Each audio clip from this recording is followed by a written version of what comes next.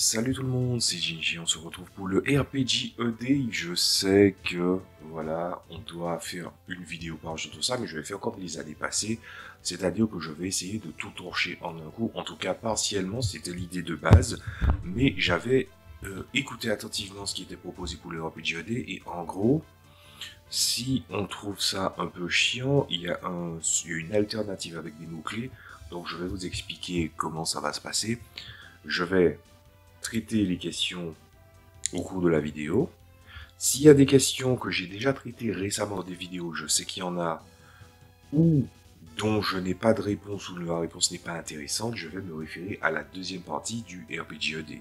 Étant donné que le RPG-ED alternatif est plus basé sur des mots-clés, ce qui va se passer, c'est que je vais commencer à noter les mots-clés et la forme des questions alternatives, ou plutôt des mots-clés alternatifs, et je posterai dans des vidéos à part les 10 éléments. Voilà, ce qui veut dire que tout ce qui est alternatif, c'est une petite vidéo qui sortira à chaque fois, mais par contre, en ce qui concerne les questions principales, surtout qu'elles changent par rapport à d'habitude, donc c'est plutôt pas mal qu'on commence le RPG-ED. Donc sans plus attendre, on va lancer le sujet. Donc ça a été traduit. Voilà, donc quel est le premier jeu de rôle acheté cette année? Alors ça, je crois qu'il va falloir que je fasse un tour sur Drive2. Mais je peux vous parler quand même des livres que j'ai achetés sur Drive2, puisque c'est sur Drive2 que j'achète principalement les livres. Alors, le premier, j'ai acheté ce qu'on appelle le Chris Compendium. Il y a plusieurs livres autour de ça, donc il y a un livre qui est une compilation, il y a d'autres qui ont des éléments à part, donc c'est un bundle. Et ça permet d'avoir de petits outils. Si vous voulez faire des petits JDR et des petits éléments sans prétention, pour dire par exemple, pour vous voulez simuler des marchands qui ont besoin de petits outils ou des petites potions, c'est système agnostique, c'est-à-dire c'est pas relié à un système. C'est plutôt pas mal. Ensuite, il y a le Sandbox Generator, que j'ai eu le temps de feuilleter un peu et que je trouve franchement pas mal. Quand je vais le finir, je vais probablement en parler. Ça sera pas avant un moment, je le dis déjà. Ensuite, il y a un jeu qui s'appelle Fight Seconde Edition. Donc c'est un jeu de rôle qui simule les jeux de combat et qui est largement inspiré des jeux de combat. Je voulais voir un petit peu la gueule de qu'est-ce que un jeu inspiré de jeux de combat. Je rappelle qu'une des raisons pour laquelle, on va dire, je me suis ultra motivé à faire du JDR, plus précisément mon JDR, c'est que j'avais vu Tiamat à la base et c'est suite à une lecture de Tiamat, et Tiamat, je trouvais qu'il ne retranscrivait pas l'esprit de ce qu'il avait appris à présenter, que j'ai décidé de faire mon propre livre de jeu de rôle après, qui n'a rien à voir avec la thématique bien sûr, mais c'est l'esprit qu'il fallait retranscrire, que je voulais mettre en avant. Voilà. Et puis du coup, Fight Second Edition se rapproche plus d'une expérience de jeu de combat, mais peut-être un peu trop, mais ça, on verra ça quand je vais en parler dans quelques mois, quelques années. C'est vrai que j'ai pas mal de trucs à lire. Donc il y a le truc qui s'appelle aussi, un livre qui s'appelle aussi Kirent the Cartomancer Tome. Donc c'est un livre, encore une fois, c'est un livre guide qui s'appuie sur les cartes de tarot pour la masterisation. C'est une méthode différente de la mienne, donc du coup je m'en soucie pas pour l'instant. Et je ne pense pas que j'aurai besoin de cet outil pour l'instant, mais je l'ai pris au cas où. Voilà. Ensuite, il y a un truc que là, dont j'avais vraiment besoin pour m'aider un peu, c'est le guide. Ça, c'est un truc récent, c'est le guide pour la hiéraldique concernant les joueurs de jeux de rôle, puisque c'est un livre qui te parle un petit peu de comment on fait de la hiéraldique, tout ça, des choses associées. Sujet que je trouve intéressant, surtout que j'ai acheté un livre qui narre l'histoire médiévale, enfin des histoires de l'ère médiévale. C'est complémentaire, c'est pour un truc que je vais faire sur le long terme. Donc ça, on s'en soucie pas. Donc finalement, le jeu de rôle que j'ai acheté, j'en ai acheté qu'un seul, et c'est Knave seconde édition. Voilà, le Kokino seconde édition. En gros, je vais vous en parler parce que ça c'est un truc qui est quand même pas mal. Je vais en parler probablement dans les mois qui suivent. c'est un jeu de rôle qui en fait, avec des règles essentielles qui sont compatibles avec la 5e édition, mais en fait avec n'importe quel TTRPG, des systèmes D20 ou système assez simple qui permet en fait de faire une expérience OSR. Les tables et les éléments de référence proposés pour l'OSR sont compatibles avec le système, mais il y a un petit système qui est accompagné avec une certaine simplicité, avec pas mal de bonnes idées, comme par exemple le fait que tu aies un encombrement, et ton encombrement détermine le nombre d'emplacements que tu as, et autour d'aventures ou de quelques échanges, on peut perdre certains objets, donc il y a une espèce de logistique simple tout en rapportant finalement l'expérience OSR qui est, on a des caractéristiques et c'est à nous de faire en sorte de faire l'action la plus précise possible pour l'exprimer. J'ai déjà eu une expérience OSR avec OSE, je comptais prendre OSE et tous les suppléments vu qu'il est sorti en français, tous les suppléments sont sortis en français. Très bon élément. Il y a des gens qui veulent renouer avec ça pour une expérience de fantasy. Et je trouve que l'OSE, ça peut être l'OSR, c'est un mouvement qui peut être très intéressant. Voilà. Je ne connais pas les meilleurs représentants, mais en tout cas, voilà, c'est Knave seconde édition. Ça a pris du temps, mais au moins c'est dit. Alors, deuxième question. Le jeu de rôle le plus récemment joué, ben, c'est True 20. Comme je l'ai dit dans des vidéos avant, j'ai fait une traduction plus adaptation pour le système Age de setting des mondes d'aventure sur un livre de True 20 qui s'appelle Nevermore. C'est un espèce de monde de rêve et de cauchemar avec des créatures féeriques qui se sont repliées dans le monde des rêves et dont les humains qui rentrent dedans par défaut de l'expérience de setting, c'est ça, c'est que le monde des humains est soumis à une calamité d'une montée des eaux. Et ce qui se passe, c'est que je fais une campagne solo là-dessus, puisque j'avais vraiment envie de tester l'expérience True 20 et surtout Nevermore. Et l'expérience est assez personnelle, donc je pense que je pourrais en parler, mais quand je fais du JD en solo, j'écris, mais je ne pense pas pouvoir montrer mes écrits, puisque là, c'est quelque chose... comment dire ça? C'est quelque chose qui devient assez personnel comme expérience de jeu de rôle. Mais par contre, je peux tirer certaines conclusions.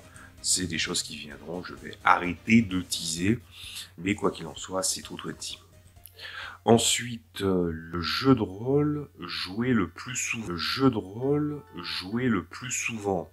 Alors, si on prend la fourchette de l'expérience 2024-2023, alors j'ai fait je crois que c'est équilibré, mais je pense que il y a quand même un petit avancement quand même pour True 20. L'autre, ça serait Mutant and Masterminds. Blue Rose, qui est mon jeu de rôle de prédilection, mon jeu de rôle préféré du commerce, j'y joue moins, mais ça veut pas dire que j'ai pas envie d'y jouer.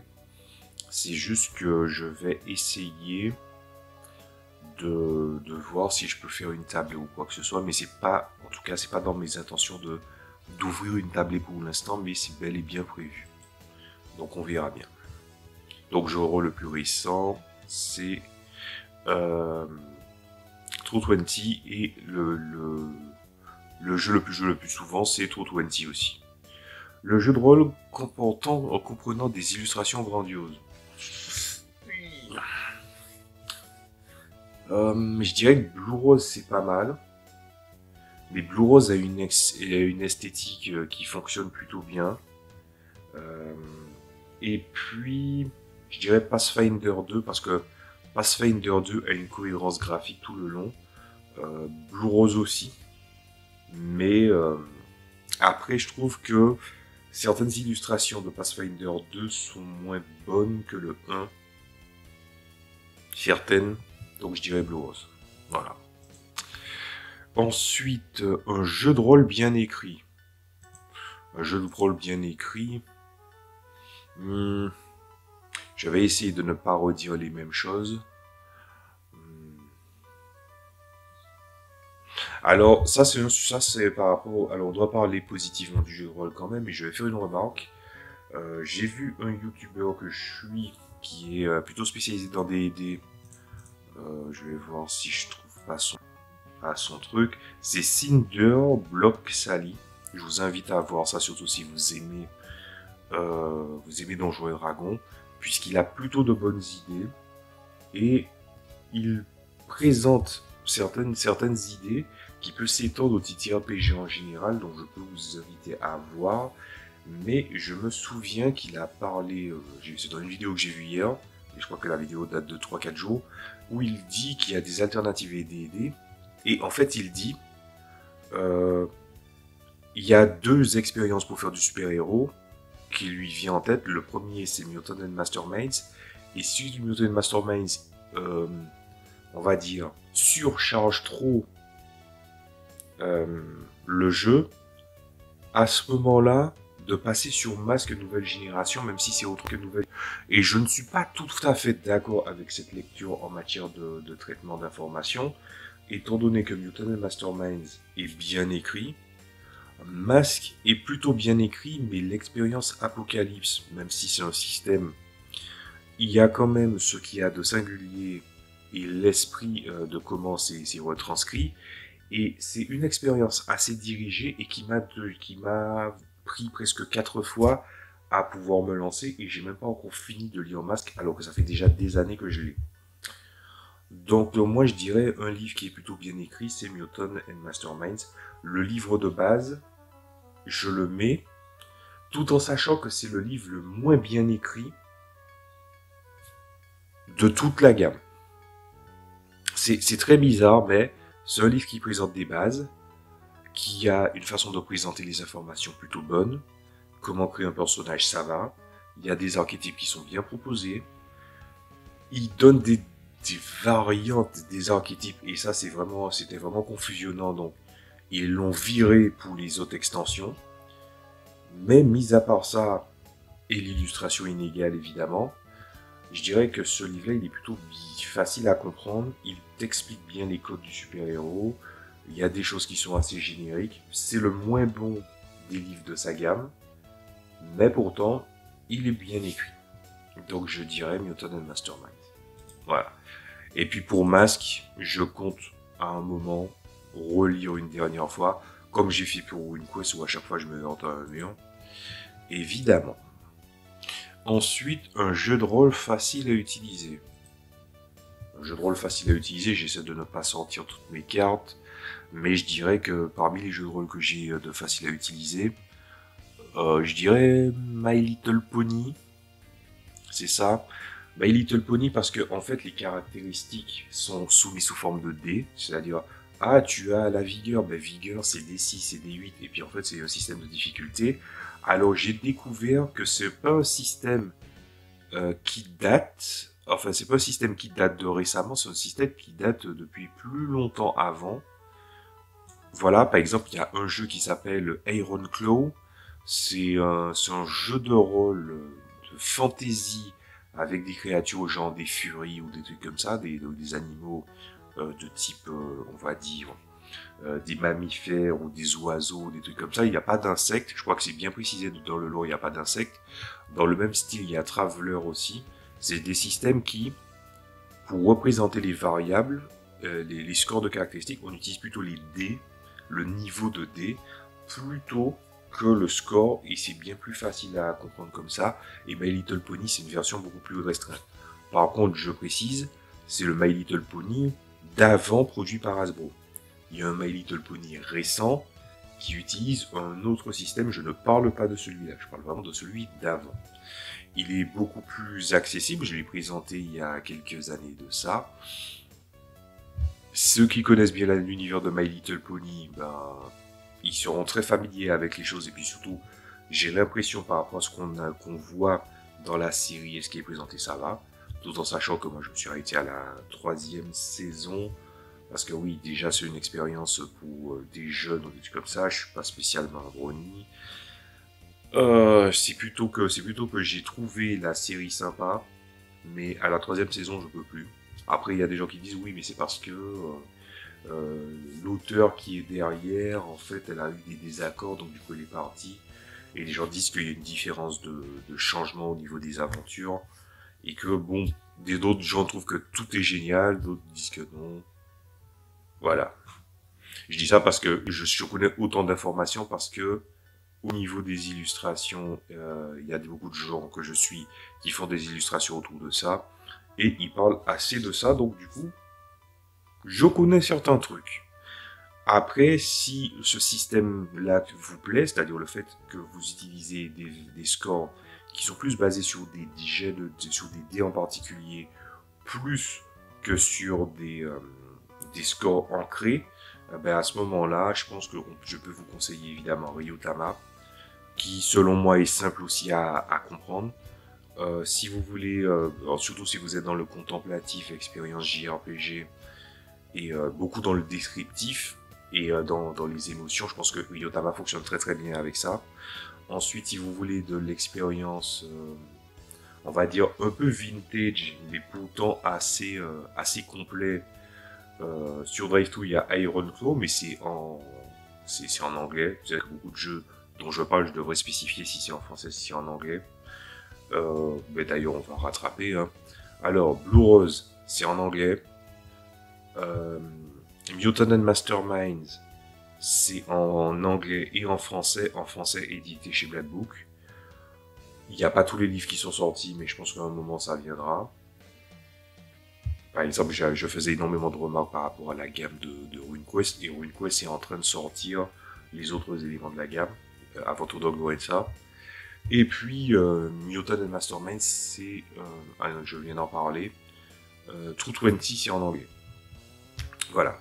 Et puis My Little Pony, édité par Hasbro, édité enfin chez Black Book, édité par Hasbro, et en anglais et en français. Moi, je l'ai en français.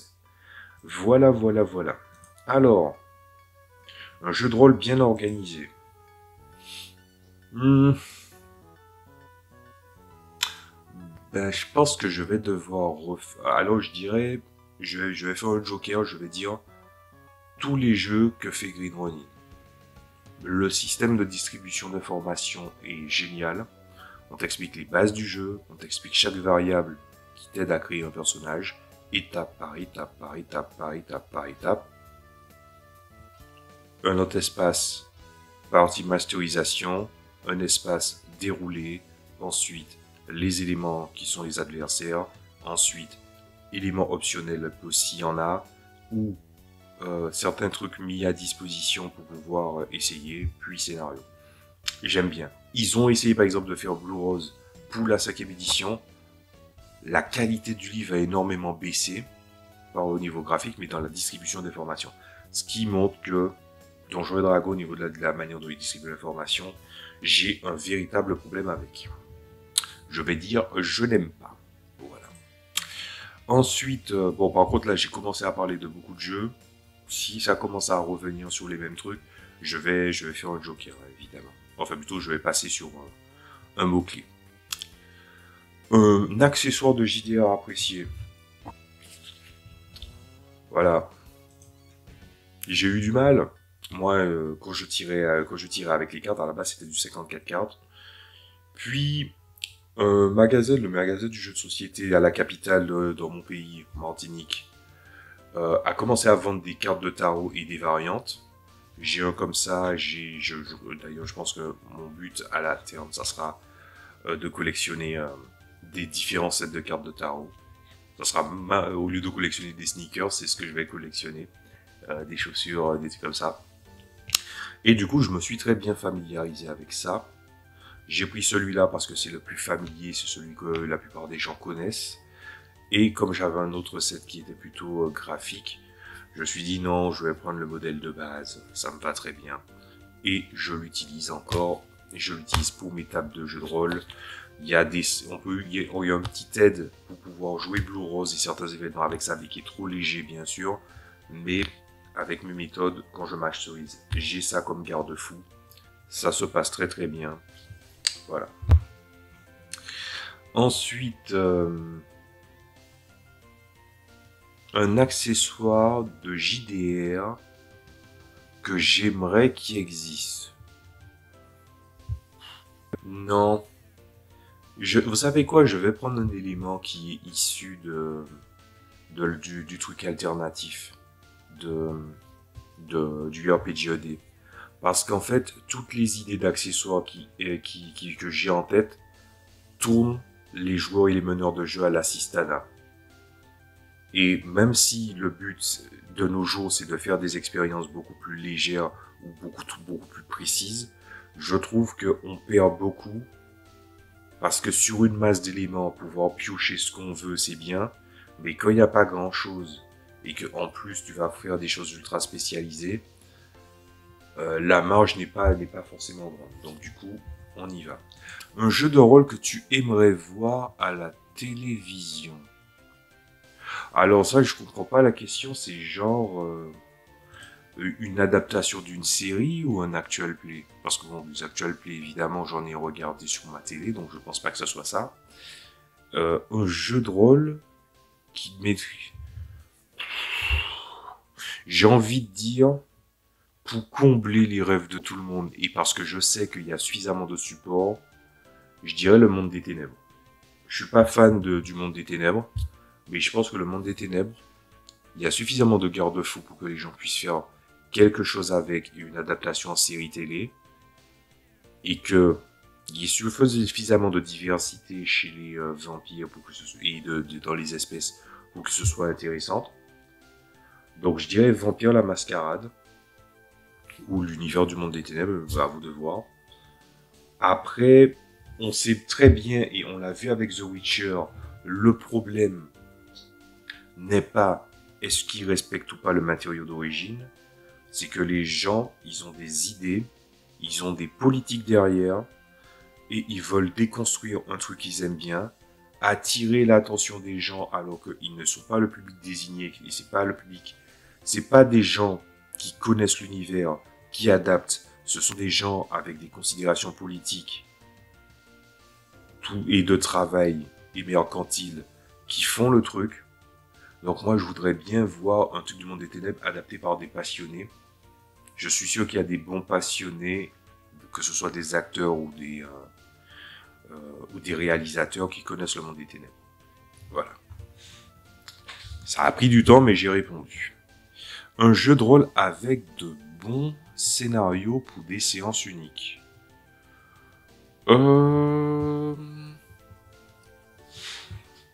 Alors, à chaque fois, je réfléchis au set de base et je pense pas au supplément. Alors, je sais que ça ne conviendra pas pour tout le monde, mais je dirais Pathfinder 2. Je sais qu'il y a des scénarios de Pathfinder 2 et de la Pathfinder Society qui ne sont pas forcément appréciés. J'en ai lu quelques-uns parce que j'en ai quelques-uns. C'est pas aussi mauvais qu'on le dit. Et oui, je pense qu'il y en a. Tu peux faire facilement une séance unique. Attends, jeu de rôle avec de bons scénarios pour séance unique. Je vais quand même regarder le truc pour vraiment voir qu'est-ce qu'ils disent. Ah oui, donc c'est bien ça. C'est traduit trop littéralement. Mais ouais, en gros, c'est les trucs pour les one-shots. Donc ouais, Pathfinder 2 avec les éléments de la Pathfinder Society. J'ai pas de scénario précis en tête, mais j'ai vu que certains étaient pas mal. Voilà. Après, Mutant and Masterminds, il est bien.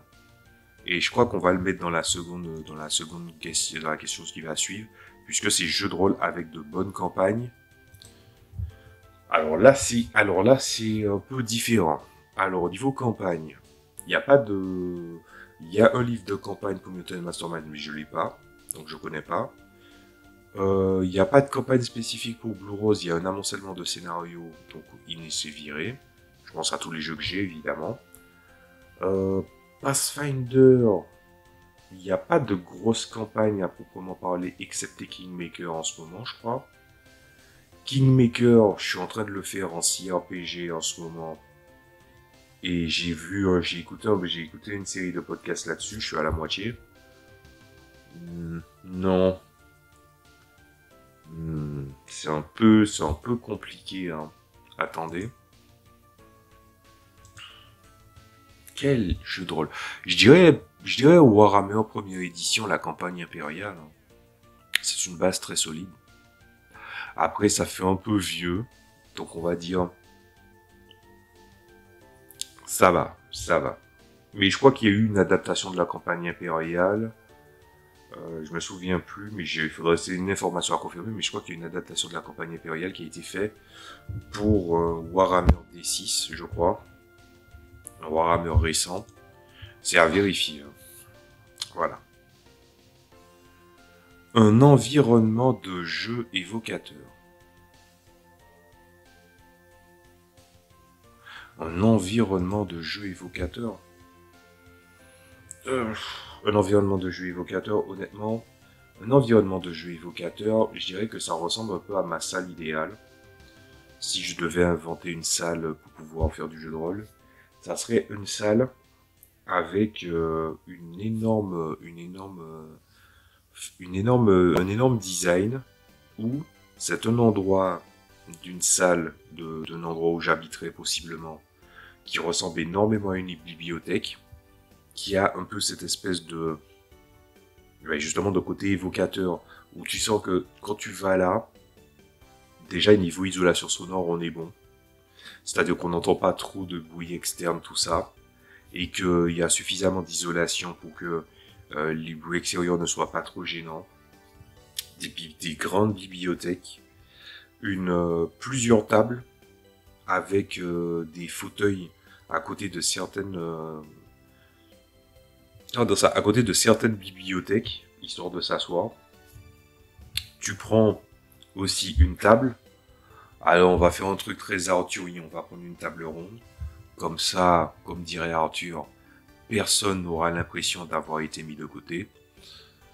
Ensuite, tu mettras quand même en prolongement de la table, à côté si possible, une table qui servirait en fait avec un écran vitré ou un écran tactile qui permettra d'avoir un écran de battle map. Et ce que j'aurais fait, c'est que si il y a une partie comme ça, il y aurait probablement des chaises, mais par réflexe, les chaises, je les aurais mis en dehors, c'est-à-dire que je les aurais mis pas autour de cette grande table rectangulaire, je les aurais mis ailleurs pour que quand on fait une expérience de TTRPG, les gens restent debout quand ils font le truc. Un peu comme une expérience de wargame. La raison à cela, c'est que j'exècre les jeux de rôle avec des PV à rallonge. Mais ce que je fais, c'est que plutôt que de détester, j'ai plutôt apporté des solutions.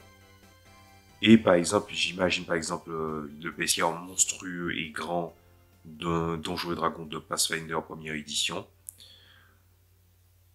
Comme on est dans une ère où les systèmes des vins, ou les simili-systèmes des vins ont tendance à virer les scores et à garder les caractéristiques, on se rapproche donc d'une expérience plus proche de Green Ronin, ce qui fait que les combats seront bien plus courts, puisque c'est plus proche d'un wargame, c'est-à-dire tu fais pour pouvoir un jet pour pouvoir toucher, et la personne fait un jet pour savoir s'il a été blessé. Les combats sont plus courts, pas de monstres à 500 points de vie. Par exemple, Blue Rose, le maximum de PV c'est 130. Le système de cascade permet de faire pas mal de dégâts, et les gens privilégieront les dégâts s'ils veulent jouer très bourrin. Et le côté vraiment TTRPG sera beaucoup plus mis en avant comme ça. Et en plus, si tu prends un écran assez grand, tu pourras faire une espèce d'écran, de simulation d'écran de battle map qui servira aussi pour les wargames et aussi pour les jeux à figurines du genre Briscard, ce genre de choses-là. Voilà. Et puis, probablement pour mettre les gens plus à l'aise aussi, j'ai remarqué ça, les gens n'aiment pas marcher avec des chaussures sur du parquet, donc un endroit à l'extérieur de la salle où on peut mettre ses chaussures, et les gens seraient pieds nus pour être un peu plus à l'aise ou en chaussettes. Voilà. Donc oui, j'ai une idée très très claire du truc. Oui. Un bon équipement pour un personnage joueur. À ce moment-là, je vais me baser plutôt sur l'expérience de mon jeu de rôle pour ça, pour vous répondre ça. Mon jeu de rôle met l'emphase sur le fait qu'il y a un système de tâches dans la société et des personnes qui sont des aventuriers ont des missions qui sont beaucoup plus à risque. quel est leur nécessaire, en dehors de ce dont ils ont une maîtrise. Ils ont une trousse de soins, parfois deux, en sachant que il est conseillé qu'une personne ait une trousse de soins par personne pour qu'on puisse utiliser sa trousse de soins. Donc ça, c'est des trucs de base militaire que j'ai apprises. Donc je vous les mets là. Ensuite, le plus important, on prend un peu de corde. Voilà. Plutôt compliqué de voir sans. Le nécessaire d'escalade, il peut être en option, mais évidemment, il y aura toujours une configuration. Donc je dirais que ça serait des pioches, des piolets, des petits éléments comme ça. Ensuite, les potions, si ça dépend de l'univers, parce qu'il y a des univers où il y a des éléments qui sont accessibles et pas d'autres. Comme dans mon univers, le système monétaire, il y en a, enfin la société principale n'en a pas vraiment, c'est une question de disponibilité. Il n'en demeure pas moins qu'ils ne peuvent pas, comment dire ça, ils ne peuvent pas se barder avec énormément de potions. Donc du coup, je partirai, on va faire un petit peu un modèle Golden Axe où on va prendre 3 potions de soins et 3 potions spécialisées. Les 3 potions, je pense que c'est une potion d'armure, une potion de luminescence et une potion un peu plus rare, donc c'est sujet à discussion, mais je dirais une potion de caméléon. Ça fonctionne plutôt bien. Les vivres, pemmican, je pense. Pemmican, tout ce qui est les pains rations aussi. Surtout que les pains rations, c'est plutôt sec, mais justement tu vas boire et ça va faire un petit peu de rétention, ça va retenir un peu l'eau une fois que tu vas boire de l'eau qui va avec. Évidemment la gourde. Et puis surtout, c'est un truc que un jeu vidéo qui s'appelle Outworld m'a fait penser, c'est que dans les jeux, on a souvent des poches magiques ou des trucs comme ça. Dans mon jeu de rôle, il n'y en a pas. Donc par conséquent, un type de sac qui fait énormément rêver dans les œuvres de fantasy et qui devrait même être utilisé un peu plus dans le réel, c'est les havre-sacs. Voilà. Donc ça, pour moi, le nécessaire de l'équipement, c'est ça. Ceci a été dit. Ensuite, un jeu de rôle rapide à apprendre. Un jeu de rôle rapide à apprendre. On n'a pas tous la même perception de qu'est-ce qu'un jeu rapide à apprendre. Par exemple, les gens disent Donjons et Dragons, mais c'est surtout pour faire du prosélytisme. Je suis au point où je dis du prosélytisme pour Donjons et Dragons. My Little Pony, c'est facile à comprendre. Yotama, c'est facile à comprendre. J'avais des personnes qui n'étaient pas habituées au système des 20, mais Yotama Mastermind, ils étaient faciles à apprendre. J'ai envie de dire aussi avec une bonne personne qui peut expliquer les tenants et les aboutissants, ça va. Surtout que c'est des jeux qui ont tiré des leçons de leur source principale et ont fait énormément de trucs. Le My Little Pony, je sais pas si je l'ai dit, mais ouais, il est facile à apprendre. Yotama, il est facile à apprendre. Je vais essayer de trouver d'autres noms, puisque c'est vrai que j'ai plein d'autres jeux aussi. Patati patata patiti patata. Brigandine. Je pense que Brigandine, il est pas facile à apprendre.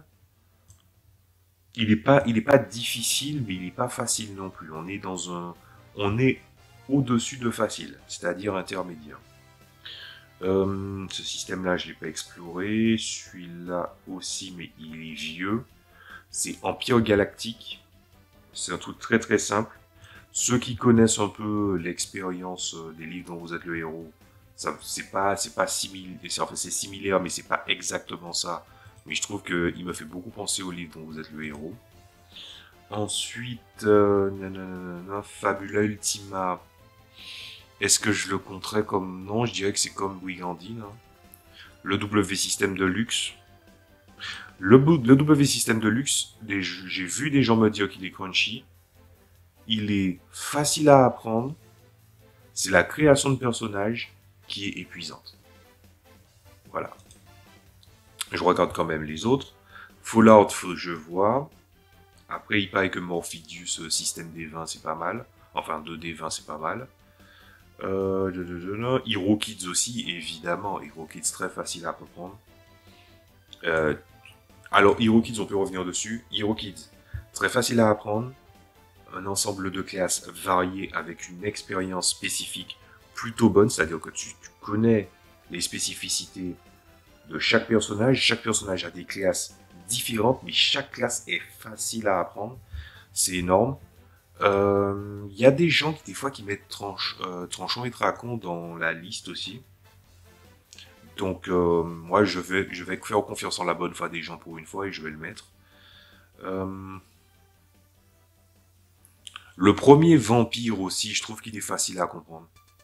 Il faut connaître les capacités, mais quand tu crées ton personnage, c'est une expérience qui est déjà calibrée sur un système des 10. C'est plutôt facile à comprendre. Voilà. Surtout que moi, je connais aussi le Vampire la Mascarade Bloodlines, c'est un jeu vidéo qui utilise à peu près le même système. Et moi, j'ai l'édition de 20 ans, mais j'ai pas encore pu le lire 3 fois comme le veut l'usage. Ouais, j'ai déjà donné une belle liste. Hein. Ouais, j'ai donné une belle liste. Oui, je considère aussi que Warhammer est facile à comprendre. Très facile même. Brigandine, c'est parce qu'il met des mécaniques qui viennent épaissir et enrichir la dynamique du jeu, ce qui est une bonne chose, une très bonne chose, mais il fait qu'il monte un peu plus que le cran facile, il devient intermédiaire. Par contre, Warhammer première édition, tu le donnes à quelqu'un qui ne sait pas ce qu'est le jeu de rôle, je l'ai déjà fait à 2 reprises, on passe un bon moment, et c'est facile à comprendre. Voilà, c'est juste que les combats sont assez durs, assez nerveux, mais il ne l'est pas autant que le Basic System, ça c'est sûr. Voilà. Ensuite, des personnages convaincants. Des personnages convaincants. Ah, bah là, des personnages convaincants, il y a, en fait, je suppose que c'est... on va vérifier. Je remets en anglais au cas où.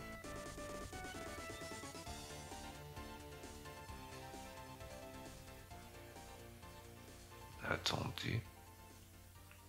Des personnages convaincants, donc compelling, c'est vrai que ça veut dire des personnages qui sont assez intéressants. Ouh là là. C'est vrai que moi, j'ai une expérience où je préfère créer mes propres aventures plutôt que de suivre celles des autres. Pourtant, il y en a d'autres que je trouve pas mal.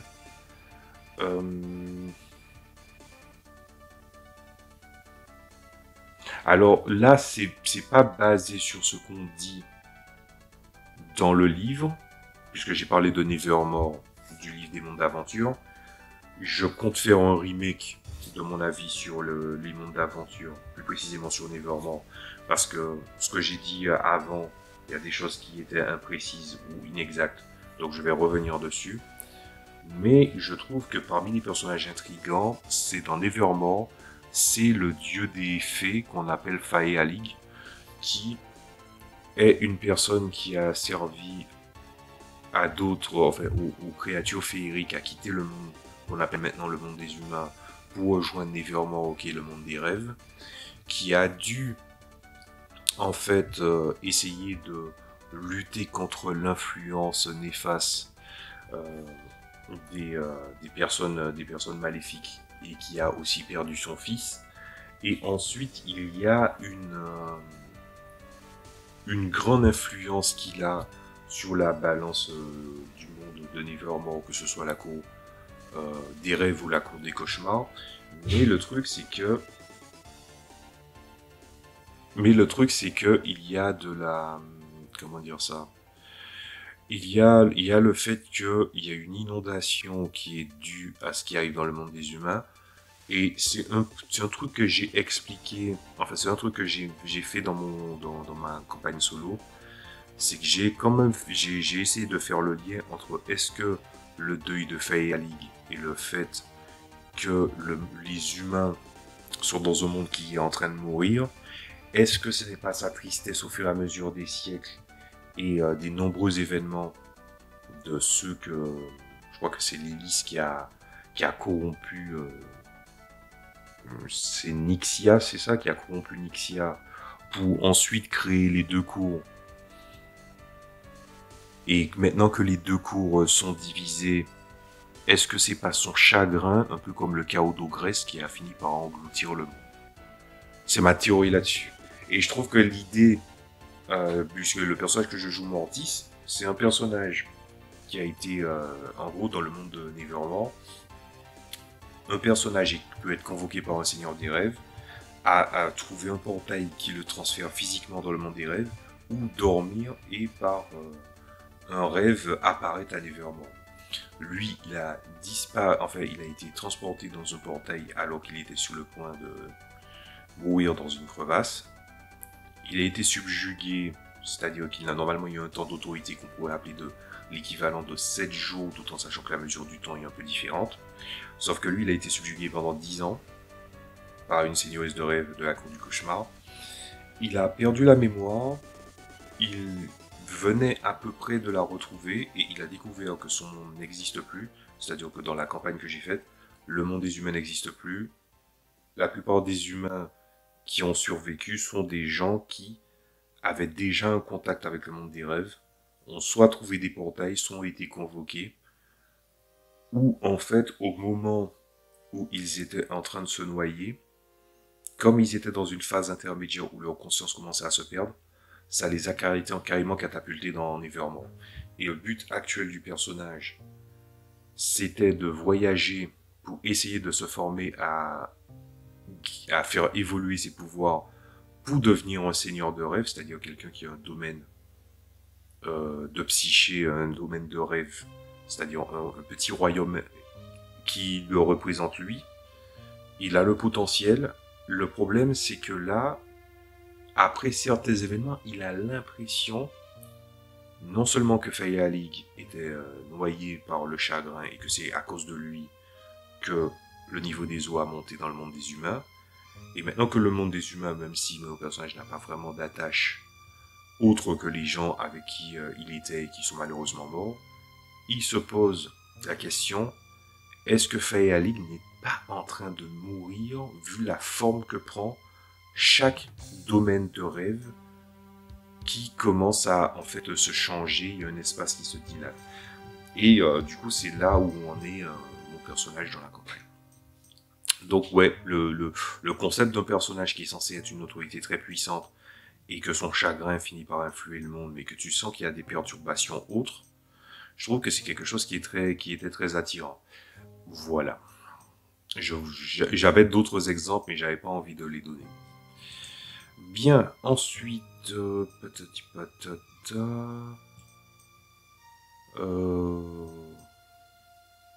Ouais, un bon équipement. Attendez. Ah, c'est des personnages convaincants. Ok. J'aurais pu en donner plusieurs, mais je vais en donner un, c'est très bien comme ça. En plus, j'ai sauté un truc. En plus, j'avais sauté des questions. Bon équipement, ouais, j'avais sauté un truc.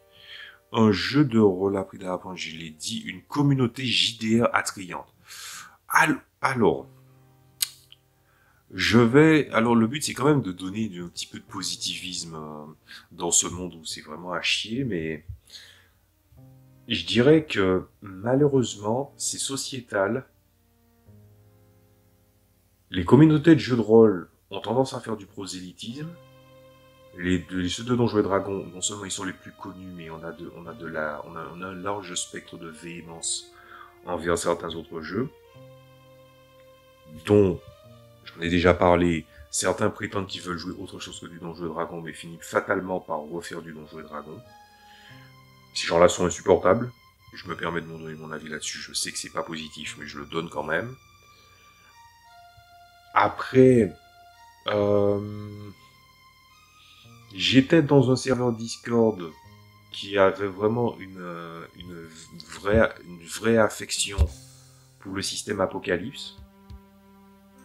Même si j'avais tendance à chambrer un peu les gens qui ne jurent que par le système Apocalypse, j'ai quand même de l'affection pour ces gens-là et pour le système Apocalypse sans y avoir joué, juste en ayant vu des gens y jouer. Le système Apocalypse, c'est une expérience assez spécial, mais c'est pas si mauvais que ça. Au contraire, c'est très très bien. Et cette communauté-là, comme c'est un jeu, et puis en fait il y a différentes variantes dans l'expérience en fonction du jeu, le fait que ce soit une approche de système qui en plus, qui en fait une approche d'un système d'un côté et ceux qui veulent en faire de l'autre, ça fait deux phases complémentaires qui s'unissent assez bien. La communauté Pathfinder, elle est devenue toxique depuis, on va dire, la fin de la première, seconde édition. Elle est devenue envahissante. Après, avec le cas de ce qui s'est passé avec Donjons et Dragons, ils ont voulu récupérer des gens. Et je le rappelle encore une fois, Donjons et Dragons est surtout victime de ses ayants droit. Ce n'est pas les gens qui sont chiants dans Donjons et Dragons qui représentent Donjons et Dragons, je pense. Donjons et Dragons, c'est une... Je pense que je n'aime pas dire ça, parce que c'est pas un jeu que je joue, mais j'ai presque envie de dire c'est un lifestyle. Même dans le monde du JDR, les gens veulent un système qu'ils ont l'habitude de voir, qui soit bon ou mauvais. J'ai mon avis là-dessus, je l'ai déjà donné, donc j'insisterai pas là-dessus. Et qui, au travers de ça, a envie de montrer ce que le jeu a de spécial, sauf qu'il est en train de faire quelque chose qui est très en accord avec la société de maintenant, mais aussi en embrassant certains éléments modernes, on va dire. Ils essaient de se déconstruire. Sauf que il y a un truc qu'il faut savoir quand on tente de déconstruire quelque chose pour le reconstruire. L'être humain ne comprend pas la pleine mesure de l'entropie. Voilà, dans un sens métaphysique, dans un sens scientifique, anthropologique, enfin, appelez ça comme vous le voulez, ou sociétal. Ce qui fait que pas mal de mauvaises choses, pas mal de mauvais changements sont arrivés. En tout cas, de ce que j'en ai observé. Et c'est un peu compliqué. Donc moi, je vais juste dire la commu du système Apocalypse. Mais on va dire que quand plus un truc est connu, plus un truc est grand, plus t'as des gens toxiques. Voilà. Et ça, mais ça malheureusement, c'est pas le lot. C'est pas seulement le lot des jeux de rôle, c'est le lot de n'importe quelle communauté. Par exemple, moi j'aime beaucoup les mangas, les animés. Déjà, je suis anti-communautariste, donc je me revendique d'aucune communauté de quoi que ce soit. Ah, c'est des raisons qui me regardent, j'en ai déjà parlé dans le passé il y a très très longtemps. Et je me sens pas l'envie d'en parler, mais j'ai juste envie de dire que je suis un anti-communautariste. Ça veut pas dire que je ne regarde pas ce que les autres communautés font. Et il y a du bien, il y a du moins bon, mais plus un truc est connu, moins c'est bon, mais plus aussi on arrive à cette époque où on dit mon avis c'est celui-là, et il n'y a pas d'autre débat possible. Après, c'est une manière, soi-disant, pour pouvoir lancer un débat, mais non seulement c'est passif-agressif, mais c'est plutôt condescendant, tout en sachant que la personne, en disant ça, fait plus preuve de cynisme, parce que si tu viens à discuter et que tu trouves que d'autres débats n'est pas possible, mais que tu n'es pas prêt à changer d'avis, pourquoi t'ouvres ta gueule? Voilà. Ne soyez jamais comme ça. Voilà. Parce que en vrai, les gens n'oseront pas vous le dire, mais en vrai, les gens vous détestent quand vous êtes comme ça. C'est aussi simple que ça. Donc, un moment de jeu mémorable. Je vais passer celui-là. J'ai déjà parlé de pas mal de moments de jeu qui étaient mémorables. Donc je vais mettre un autre mot-clé. Une séance sensationnelle.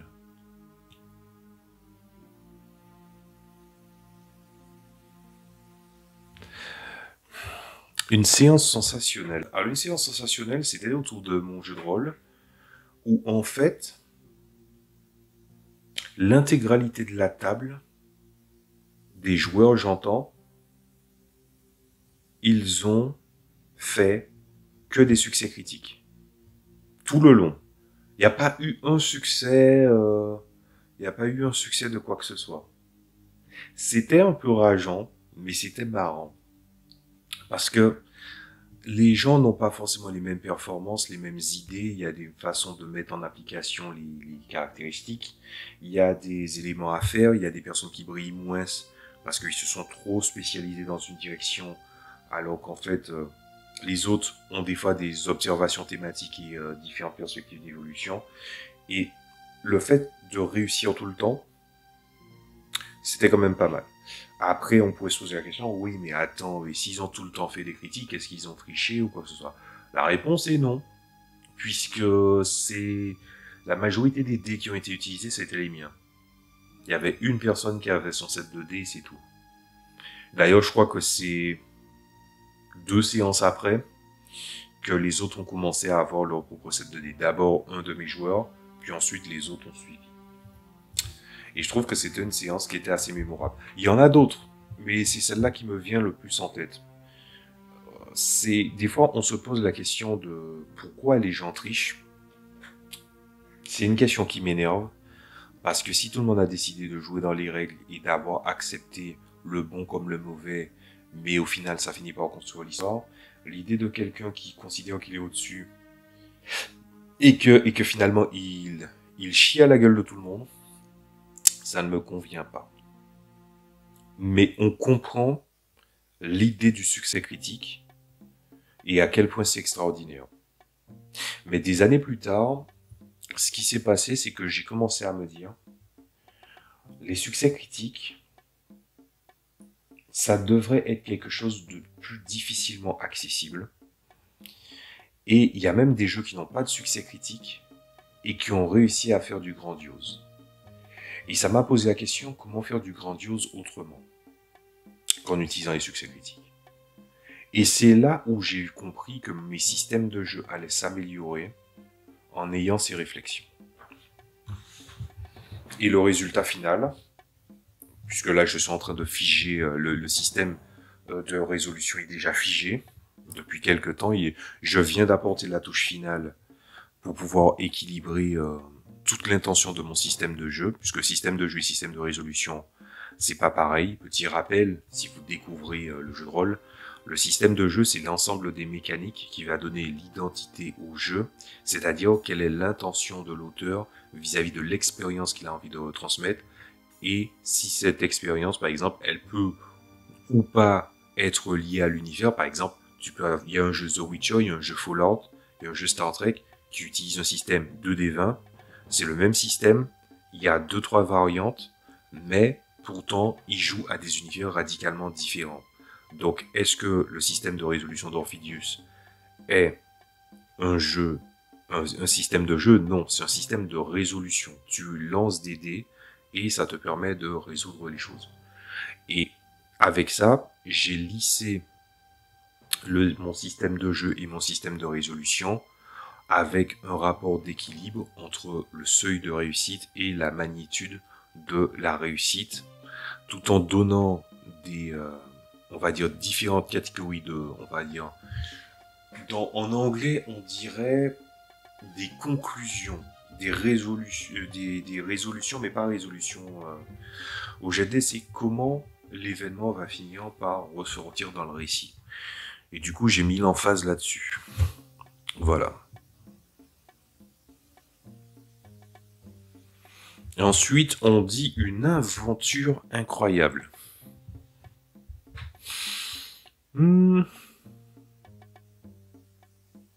Ah, ben du coup, quand j'ai entendu parler d'environnement évocateur, je pensais que c'était l'environnement du jeu et pas l'environnement de la salle. Donc du coup, l'environnement du jeu, je peux vous en parler de cette aventure. C'est une aventure où, en fait, c'était dans la campagne de l'âge d'or de mon jeu de rôle, on va dire. Le nom de la campagne, c'est l'âge d'or, où, normalement, les joueurs devaient trouver quelqu'un qui...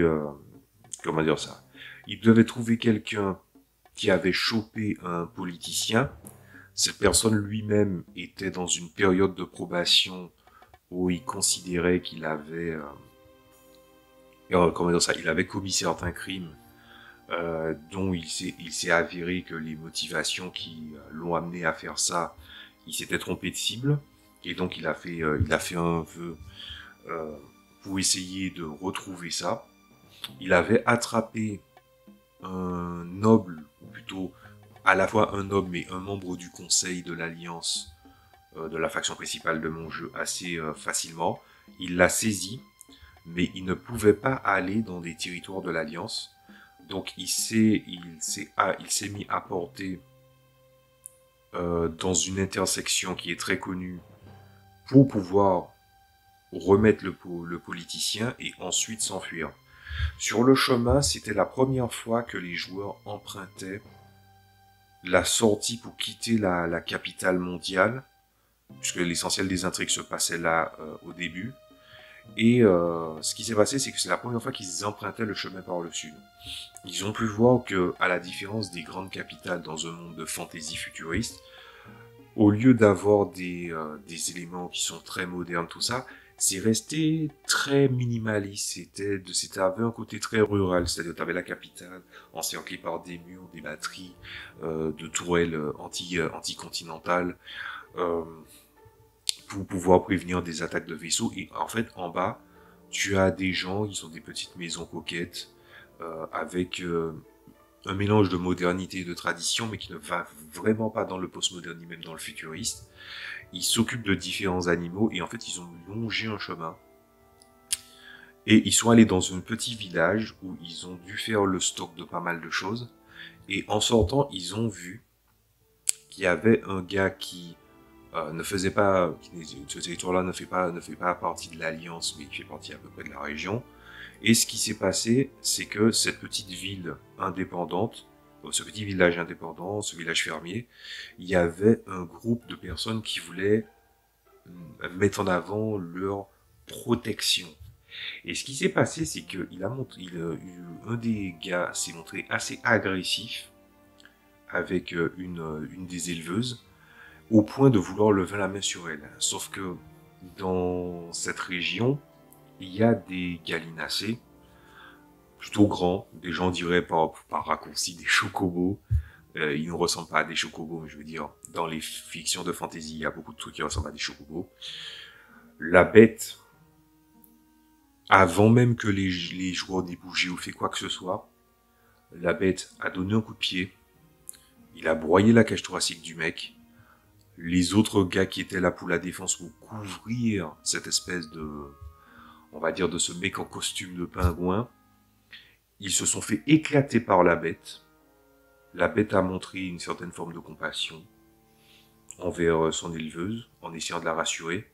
Mais il y a eu ce petit éclair de lucidité qui avait capté l'attention des joueurs, c'est que ils pouvaient sentir que ce gallinacé, malgré le fait qu'il ait un regard vif, il n'avait pas un regard de prédateur, mais tu pouvais sentir très clairement une pointe de mépris chez ces personnes-là. Et c'est un des moments qui a été questionnable pour savoir, vu que dans cet univers-là, il y a une affaire d'état d'existence très inspirée du samsara, pour ceux qui connaissent, qui fait qu'ils se disent « Ouais, mais c'est une créature enfermée dans ses instincts, il ne s'est pas encore émancipé par la sentience, mais est-ce qu'on n'est pas en train de voir de la sentience ?» Et du coup, ce qui s'est passé, c'est que c'était le moment où la question commençait à se poser, et ils n'ont remarqué la conclusion, ils ont eu la conclusion de ça qu'au bien des campagnes après.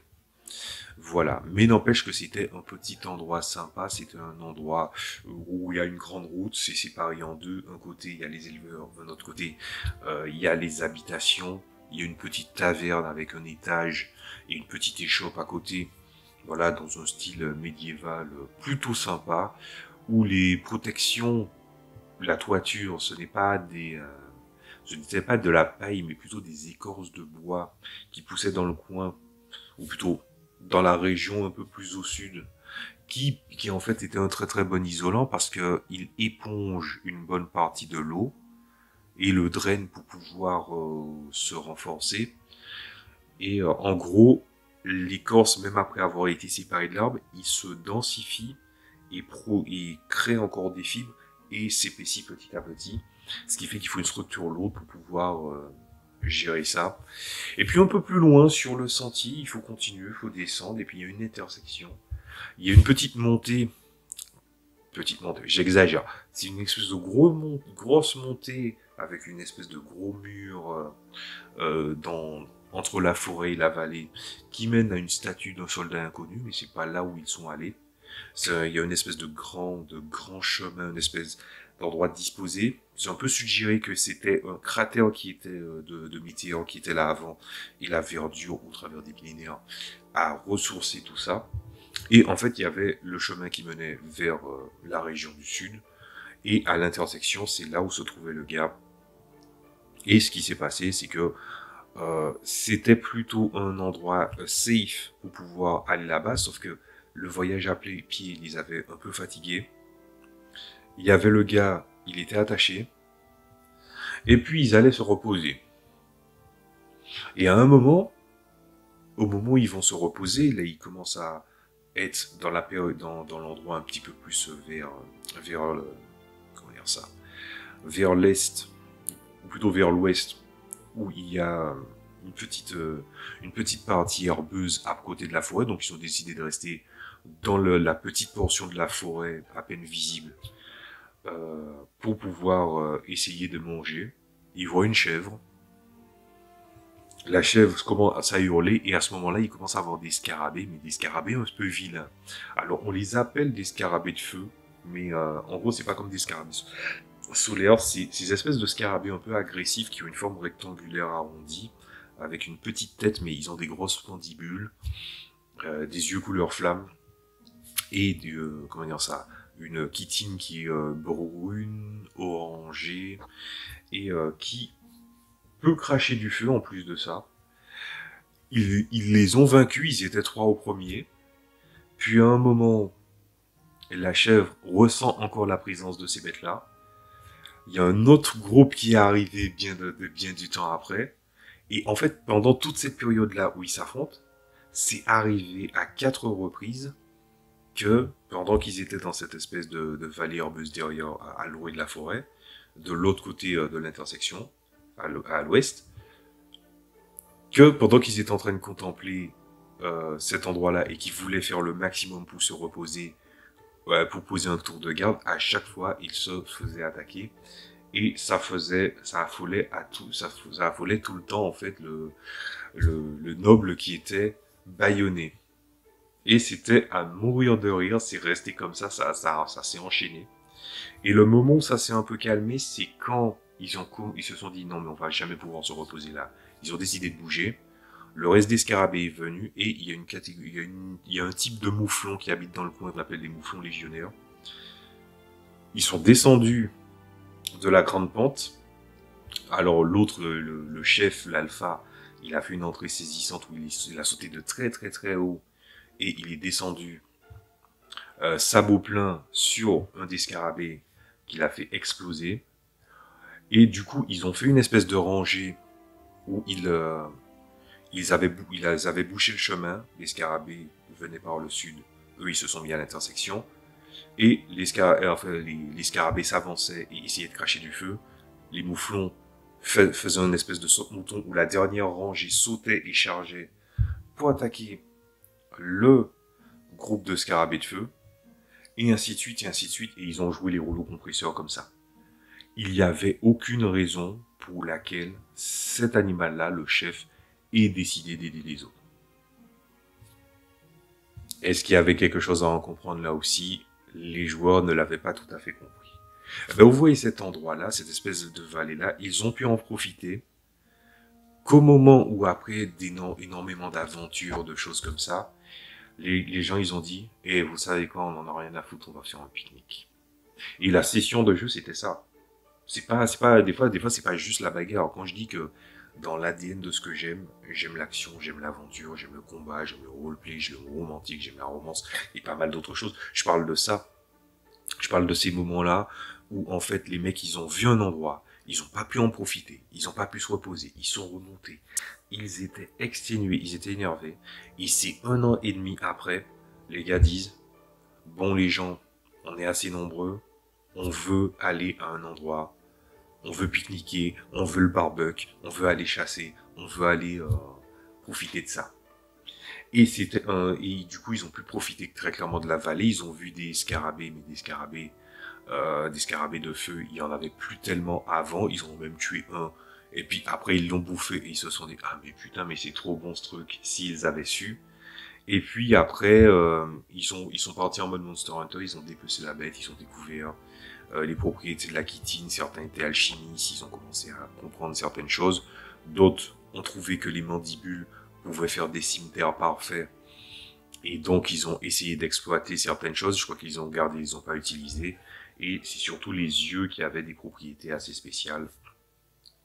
Voilà un petit peu à quoi ressemblait ce morceau de truc. Donc, par rapport au décor des paysans, c'est ça, c'est avoir rencontré quelque chose qui cassait avec énormément d'endroits où ils étaient allés, où il y avait énormément d'identité, de diversité. Et ils sont retournés à quelque chose d'assez essentiel, avec de la nature, avec des vallées, avec un endroit où pouvoir se reposer, le chemin pour pouvoir y aller, surtout après y être allé, après avoir été tant frustré. Toutes ces choses-là, c'est quelque chose qui a été enchanteur, quoi. Voilà. On va dire que ça aura été une aventure incroyable, qui a duré assez longtemps. Ensuite, une campagne classique, c'est ça? Alors, je sais pas qu'est-ce qu'ils veulent dire au 21, c'est ça? Une campagne classique, qu'est-ce qu'ils veulent dire par là? Ouais, non, une campagne. Alors, je sais pas si c'est une campagne que je considère comme classique ou une campagne classique. La campagne que je considère comme classique, pour moi, il y a énormément de bangers dans les campagnes que j'ai faites en matière de jeux de rôle. Hein. Mutant and Mastermind, c'est la campagne où ils ont joué des jeunes super-héros et ils ont compris. En fait, c'était un peu dans un setting qui est un mélange entre l'Atlas de l'Earth Prime, c'est-à-dire l'univers étendu de Mutant and Mastermind et mon idée du super-héros. Et on a pu explorer le fait que les personnages, comment dire ça, les super-héros,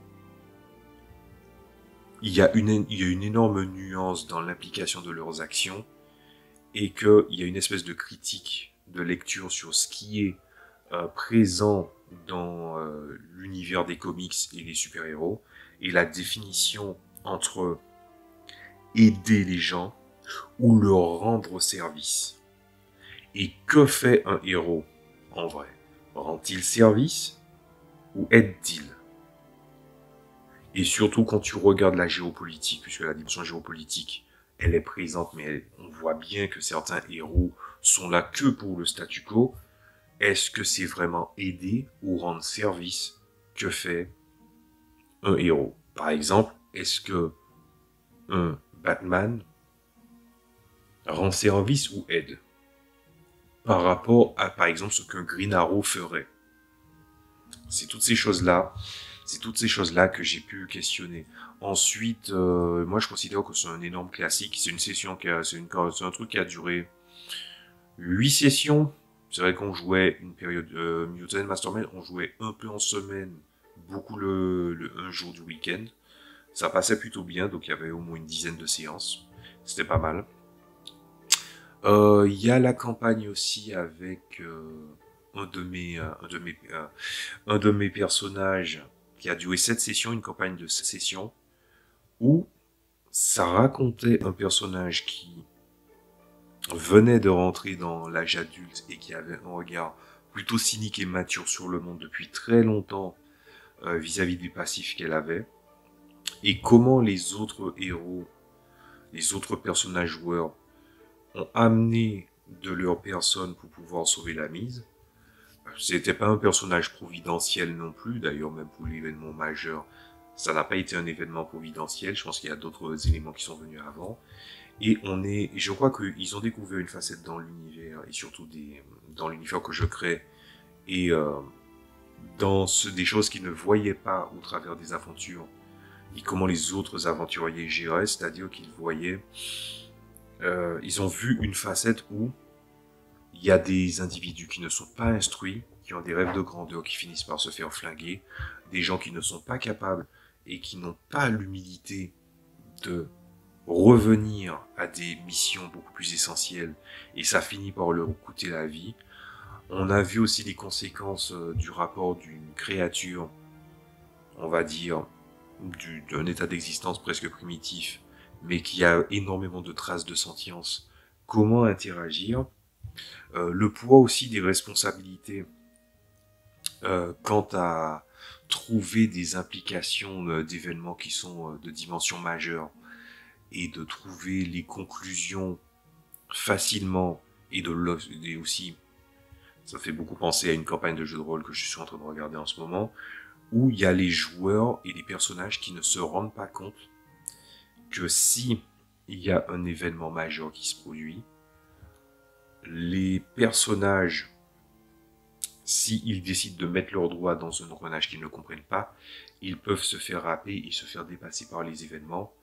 Et il y a ce rapport, pas du personnage, pas des personnages, mais des joueurs, de quoi que ils sont au-dessus de ça, c'est leur but de, on va dire, de s'enfoncer là-dedans, de s'enfoncer dans une situation qui serait à même de dégager. Et du coup, c'était un rapport où il y avait des moments où ils ont échoué des choses. C'était plutôt rare, mais c'était arrivé. Et quand ils ont échoué à ces choses, ça les a permis de grandir. Ils ont perdu autant que gagné. Et quand ils ont gagné quelque chose d'énorme. Donc voilà, il y a de ça. La campagne que j'appelle la campagne de l'âge d'or, ben là on est sûr.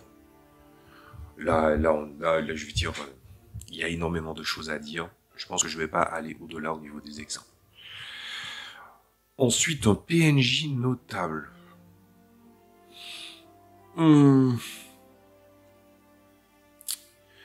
Je vais faire un joker là-dessus. Parce que des PNJ notables, j'en ai plein.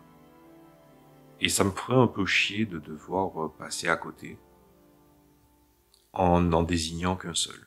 Donc je vais prendre d'autres choses. Un joueur hors pair, je vais passer aussi. J'ai parlé dans une vidéo... Attends, je vous dis laquelle. J'ai parlé dans le RPG Week numéro 16 sur l'originalité. J'ai parlé de 2 de mes joueurs qui ont fait des trucs notables et originaux. Je vais mettre ces 2 joueurs-là. Voilà, vous allez regarder. Patati patata. Un conseil acclamé. Évidemment, on peut essayer d'accompagner les joueurs à faire quelque chose qui sort de l'ordinaire et parfois les joueurs veulent jouer quelque chose de spécial. J'ai dit à de nombreuses reprises qu'il vaut mieux qu'ils aient les atouts pour pouvoir accompagner certaines choses.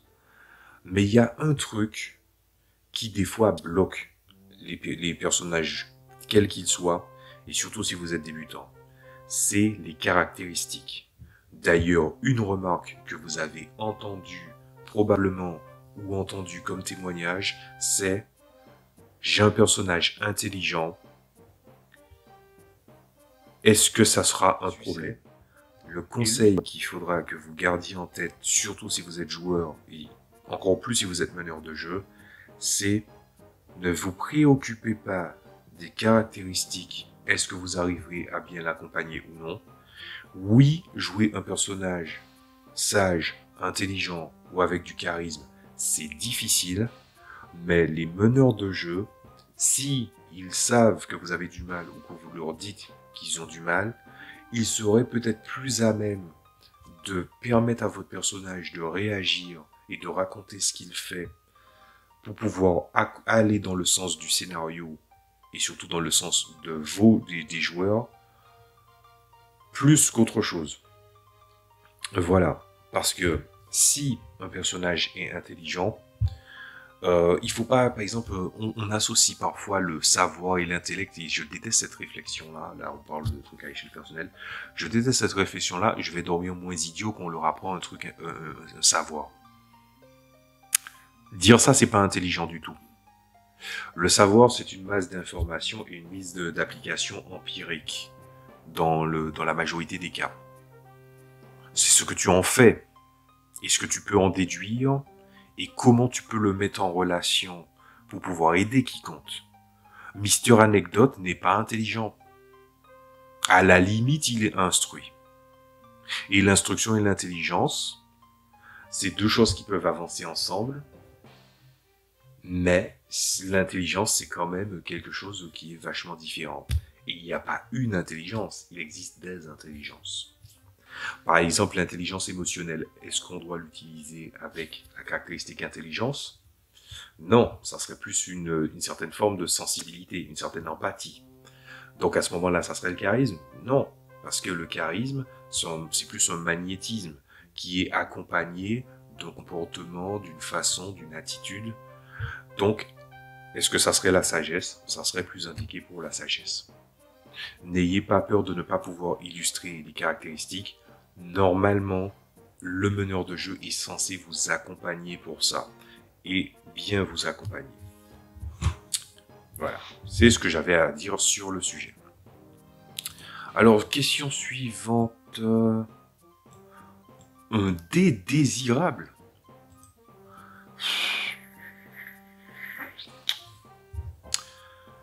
Alors, je vais essayer de traiter les dés les plus utilisés. Je vais traiter les 3 dés les plus utilisés. Celui-là, celui-là et celui-là. On va commencer dans l'ordre décroissant. Le D20.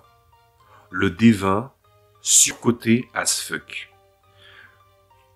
Des gens disent sous-estimé, surestimé dans n'importe quel sens. Pour moi, c'est signifiant. Je ne vous dis pas surcoté parce que je veux détruire ce que ce dé représente ou ce qu'il fait. Je veux retranscrire le fait que c'est un dé qui est utilisé dans la majorité des jeux de rôle. Certes, mais le problème c'est que la fourchette est beaucoup trop grande. Dans la plupart des jeux de rôle, la vaste majorité des jeux de rôle, les deux extrêmes sont des critiques. Ensuite, il y a une fourchette large, épaulée par des caractéristiques ou des compétences. C'est une fourchette beaucoup trop grosse, même s'il y a d'énormes ajouts qui viennent se greffer à ça. Tu fais un bas score, tu fais un bas score. Surcoté as fuck. S'il y a des gens qui aiment, il n'y a pas de souci. Le D10 ou tout simplement le D100. Le D10 est une très bonne approche parce qu'on est dans une approche qui est divisable par 2. Et en fait, en vrai, si on regarde bien les calculs, c'est un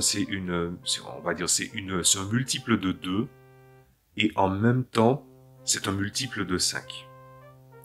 Ce qui fait que ce dé-là, il est très équilibré. C'est pour ça que dans le système Apocalypse, il est probablement utilisé, et c'est pour ça que le système comme Vampire, il fonctionne aussi bien. Le dé seul en système D10 te montre une strate inférieure, une strate supérieure, avec une fourchette. La plupart des personnes mentionnent le fait que on peut noter sur 5. Moi-même, quand je pense à mon jeu, qui est un petit peu mon évangile du game design, qui est Warlords Battlecry 3, même si c'est pas un jeu, on va dire, graphiquement extraordinaire, c'est médian, négatif, très négatif, positif, très positif. Tu peux prendre la balance négative et positive, tu peux faire en sorte que le 5 et le 6 soient un point médian, et ensuite tu étends. Quand tu veux noter un truc, le noter sur 5 est beaucoup plus approprié. Noter sur 5, c'est possible. Noter sur 10, c'est ce que je pourrais appeler la marge d'évaluation. C'est-à-dire, c'est ce qui permet d'encadrer une évaluation de manière exacte, puisque on est dans un multiple de 2, et la valeur de multiple derrière avec le 2, c'est le 5, qui est un nombre impair. Ce dé, il est propre. Il est propre, utilisé seul. J'avais fait un système avec du 3D10. C'est un système qui est très très bon. J'ai même voulu tenter de l'intégrer à mon jeu de rôle principal. Le système n'est pas prévu pour ça. Mais par contre, le D10, il est excellent pour fonctionner.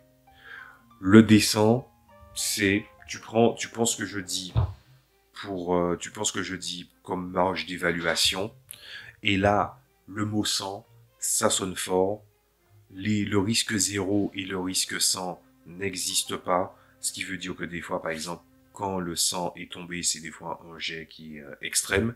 Quand on est dans le superlatif, c'est-à-dire qu'il faut faire le score le plus élevé possible, le 100 veut dire que c'est le maximum que tu as donné. Le D10 et le D100, c'est vraiment les dés les plus sous-estimés. Aussi simple que ça. Mais il en reste un. Vous le connaissez très bien. Et parfois, certaines personnes, pour les avoir vus et entendu parler de systèmes de jeu, ils se disent « Ah, tu fais un jeu de rôle au D6 ». Ils sont tellement habitués à avoir des sets de dés polyédriques différents. Ils se disent « Oui, mais le D6, ça fait un peu cheap ». Je vais vous dire un truc. C'est un multiple de 3, c'est un multiple de 2. La séparation est plutôt propre. Ensuite, il peut faire un système d'effet, donc ça veut dire que 1, 2, c'est un moins, 3, 4, c'est un égal, 5, 6, c'est un plus. Tu veux délimiter de la difficulté d'une intelligence crasse, tu utilises le D6. Le D6 est aussi un dé qui est très sous-estimé. Il est très sous-estimé car commun, mais c'est une erreur. Parce qu'en fait, il ne faut pas regarder ce qui est la norme ou non, parce que qu'est-ce que la norme sinon un certain nombre de choses sur lesquelles on décide de convenir. Si tu regardes le dé pour ce qu'il est, il est un des dés. La perfection n'existe pas, mais c'est pour moi un des dés les plus parfaits qui existent. Et mon jeu préféré du commerce, il n'en utilise pas un, mais 3. La fourchette est large, elle est déjà plus intéressante en matière de résultats moyens que des 20, et c'est pour ça que le système Age, pour moi, est supérieur au système des 20, et qu'il en était l'évolution naturelle. Vous avez vu que j'ai des dés de couleurs différentes, c'est parce qu'en fait du système Age, tu as 2 dés d'une même couleur, un dé d'une couleur différente. Et en fait, le dé qui a une couleur différente, on l'appelle le dé de drame, qui permet, quand tu fais des résultats avec 2 résultats exacts plus la valeur, ça permet de générer ce qu'on appelle des points de cascade, qui sont des points qui sont communs à de nombreuses créatures. Par exemple, imaginons là j'ai fait un 6, j'ai 6 points de cascade, ça veut dire que je peux regarder dans ma table quelque chose qui est à 6 ou inférieur en valeur et appliquer cet effet. 2 valeurs identiques et réussir le jet.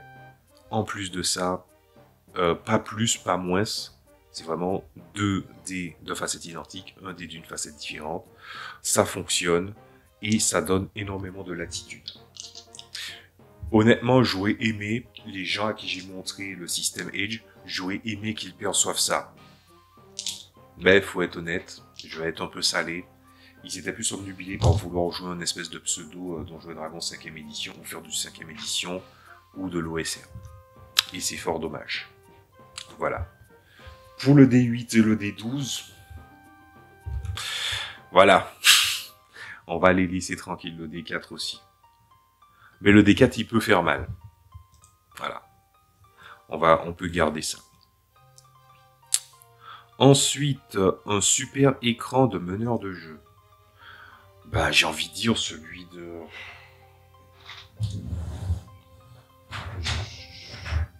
Celui de l'EW System de luxe. Il est indissociable, il est vendu avec le système et c'est pas pour rien.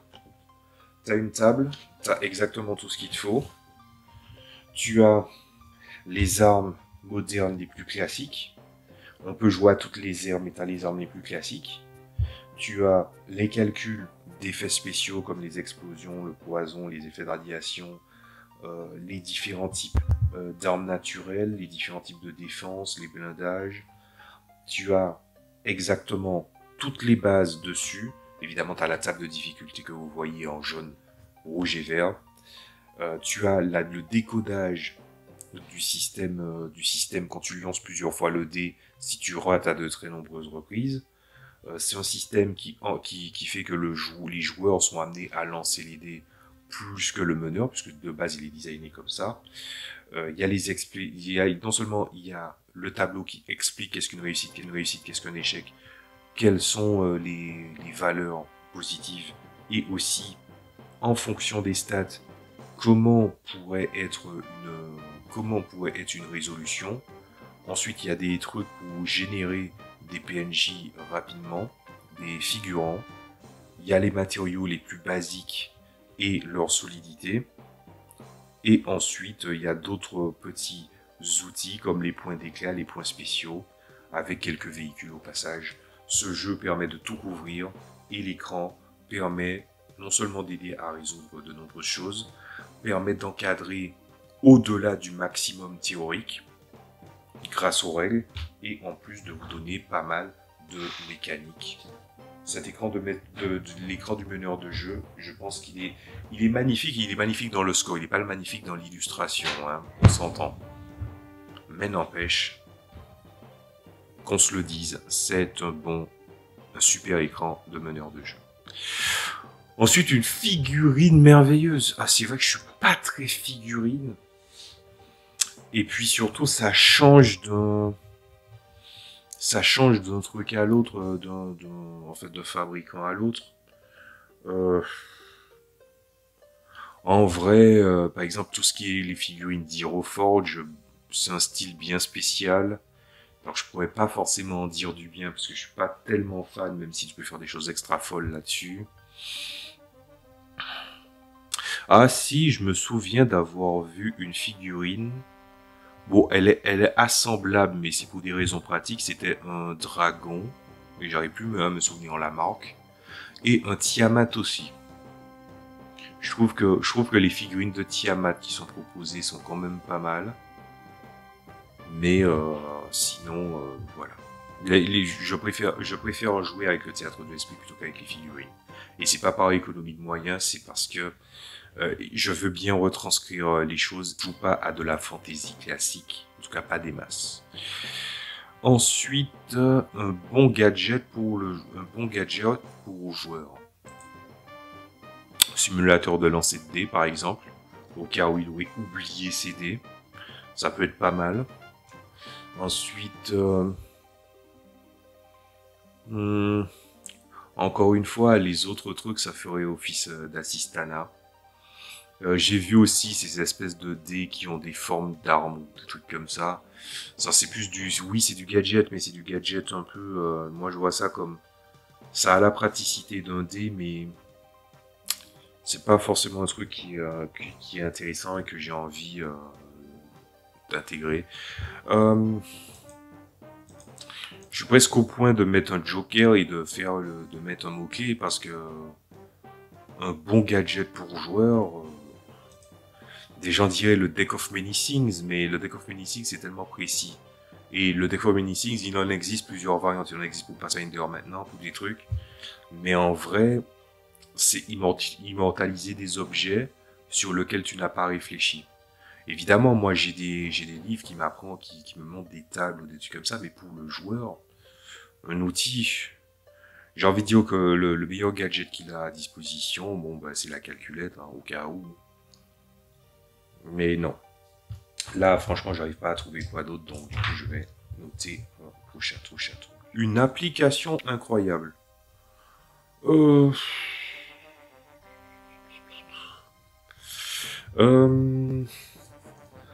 Ben, en vrai, D&D Beyond, je crois qu'il avait une application. Pathfinder aussi avait une application là-dessus. Vous savez quoi, je vais faire un entre-deux. Je vais pas citer une application, je vais citer un site. Les archives de Netis. Vous savez, Paizo, ils ont tendance à être un peu libres, à laisser un peu de liberté aux gens et à ne pas les faire payer à chaque fois.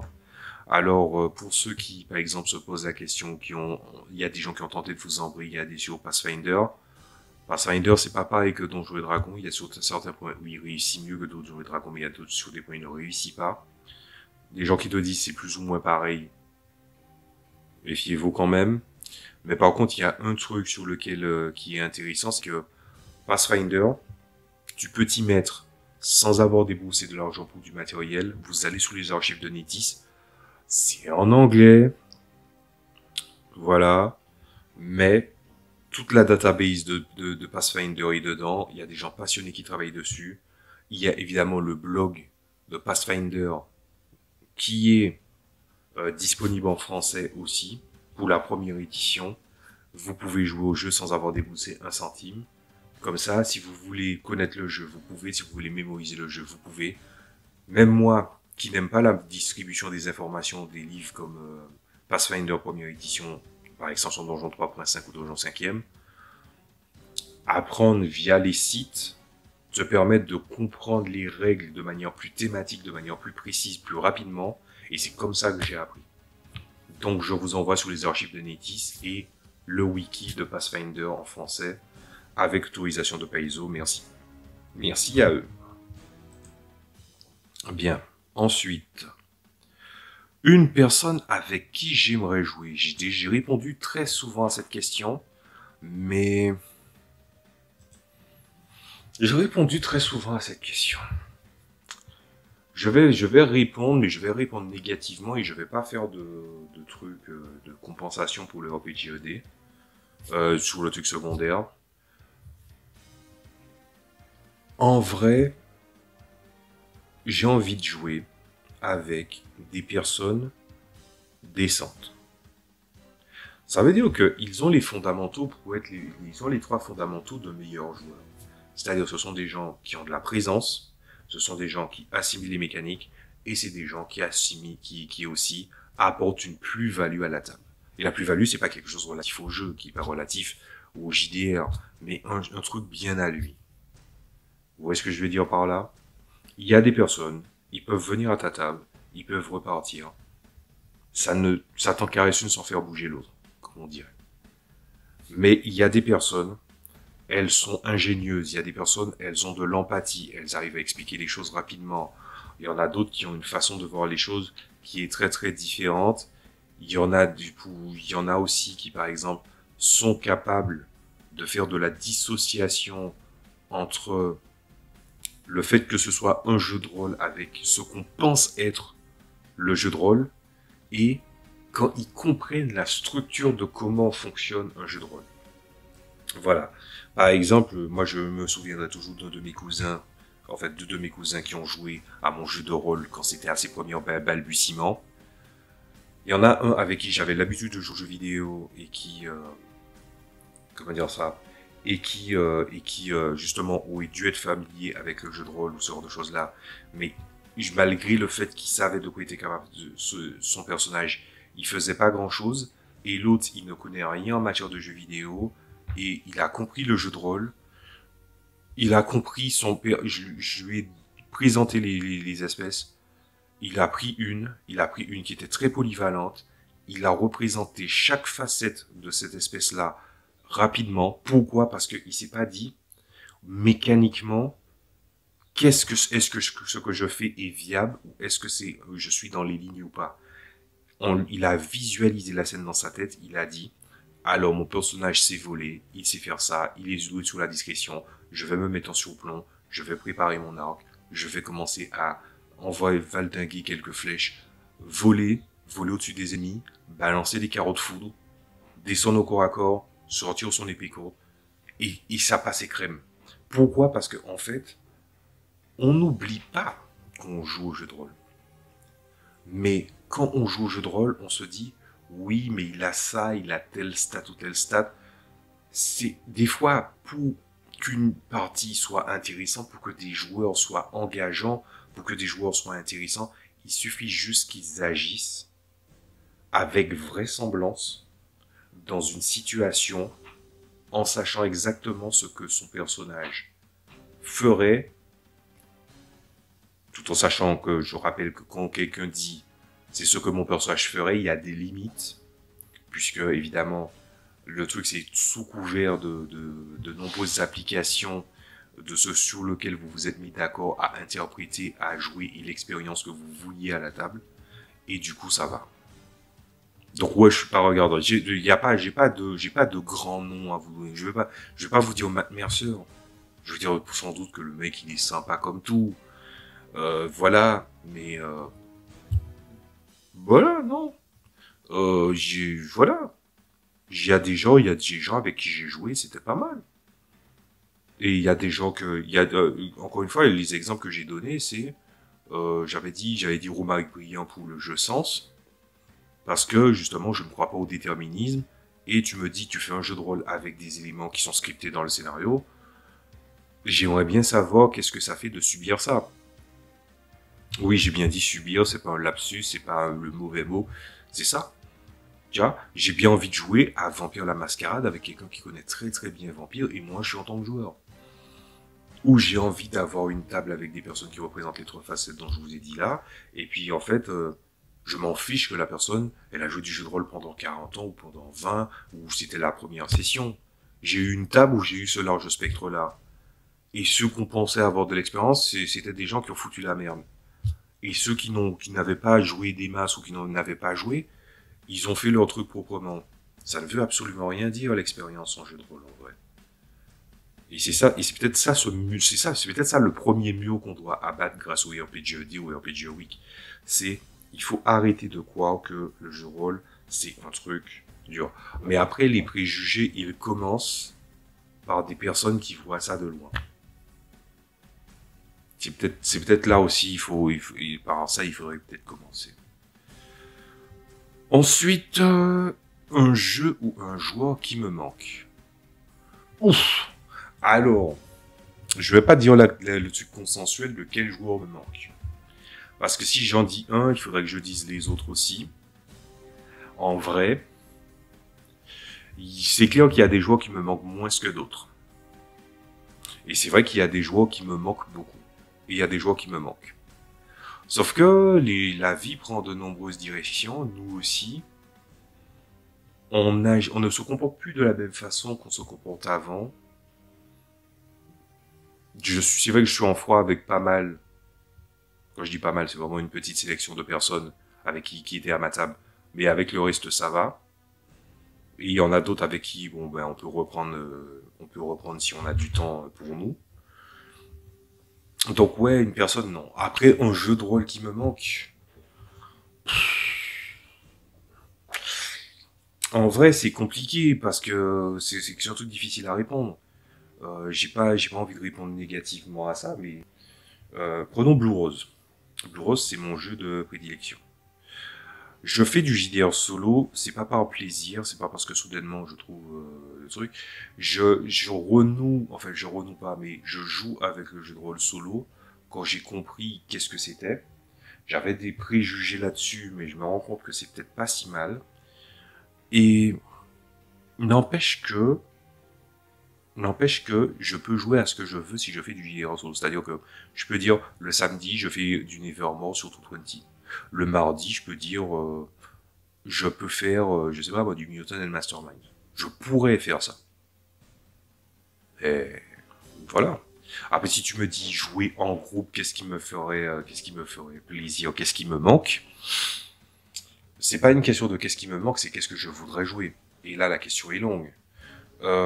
J'avais envie de faire un one shot dans un monde assez dur à la tactique ogre. Avec du brigandine. J'avais un scénario de prévu, je l'ai pas fait, j'aurais voulu le faire.